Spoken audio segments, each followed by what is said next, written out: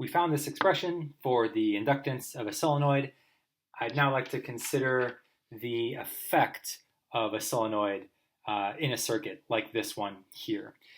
So we expressed Faraday's law for this loop here, for this Faradian loop, and we're able to simplify that expression down to this by recognizing that this term here, the magnetic flux through the big rectangular loop, was negligible. Okay, and so this was our self-induced EMF, our back EMF from our inductor, which we were able to rewrite in the form minus L di dt. So I've got that rewritten over here. And I've redrawn our circuit, replacing that drawing of the coil with this circuit schematic symbol, this sort of spring-looking symbol for our inductor L. This is what we would call an LR circuit. It has an inductor and a resistor. And so the equation that represents Faraday's law for this loop here would be this.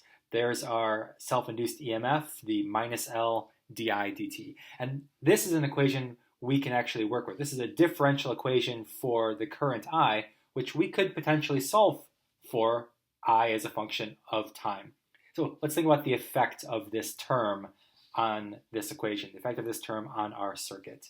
If I rearrange that equation a bit, right, as L di dt equals the battery EMF minus IR, and then divide both sides by L, I get this, showing that the rate of change of the current depends on these terms divided by the inductance. Now I want to compare that to some completely different physics that we're familiar with, Newton's second law, which says that the rate of change of the velocity of an object depends on the factors that try and cause acceleration, forces, divided by the thing that resists a change in velocity, the thing that resists acceleration, mass.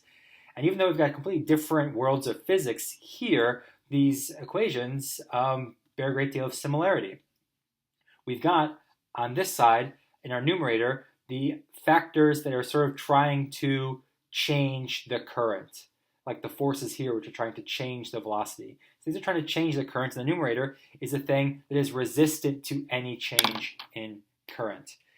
So I'm showing here how this electromagnetic inertia, quantified by inductance, does indeed function in a very similar way to the mass of an object. These both represent the inertia of their respective systems. The factor that is opposing any change in current or opposing any change in velocity.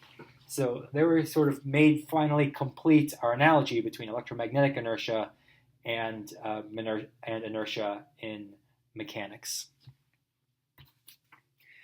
All right. So a few example scenarios for you to think through. Here I have 6 different solenoids sort of taken out of 6 different scenarios here.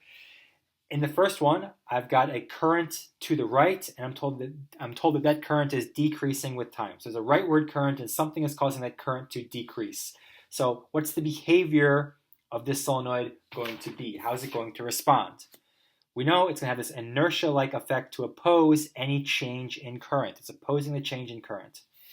So if our current is this way and decreasing, the solenoid is going to respond by trying to maintain that rightward current, by trying to keep that rightward current going, by trying to keep it what it was. So, in effect, our solenoid here is going to be behaving like a battery with an EMF pointing to the right, trying to maintain that rightward current, trying to prevent that rightward current from decreasing, giving a little boost to the right. That's our self-induced EMF right here. That's our coil behaving like a battery. I want you to consider what happens in these other 5 cases. Current to the right and increasing, current to the right and constant, current to the left and decreasing, current to the left and increasing, and here 0 current, but a current that's about to increase to the right. So say a circuit that we've just turned on, no current at the moment, but we're about to get current to the right. In each case, how is the solenoid going to behave? I'm going to ask you to pause the video in a moment and work through these. So for each one, if it's behaving like a battery, what direction does that battery point? If it's behaving like something else, what is that other thing? So pause the video now and work out what you think is going to happen in those 5 cases. Did you do it? You didn't do it. Pause the video. Do it. Okay, ready? Here we go. If current is to the right and increasing, the solenoid is going to oppose that. It's going to oppose any change in current. So it's going to act, in this case, like an EMF pointing that way, pushing back, trying to oppose that increase in current, trying to keep the current at what it was. If the current is to the right and constant, well, if I is constant, then di dt is 0. There'll be no EMF here. A solenoid doesn't oppose current. It just opposes changes in current.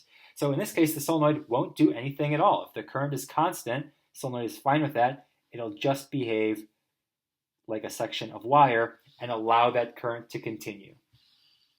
Down in this case, I is to the left and decreasing. Okay, well, we got to maintain that current at what it was. So we're going to get an EMF, self-induced EMF pointing to the left to try and maintain that current. Here it's to the left and increasing. Whoa, hang on there. We can't let that increase. We're going to oppose that. So we get an EMF pointing to the right, trying to oppose that increase. And here, no current at the moment, but it's about to increase to the right.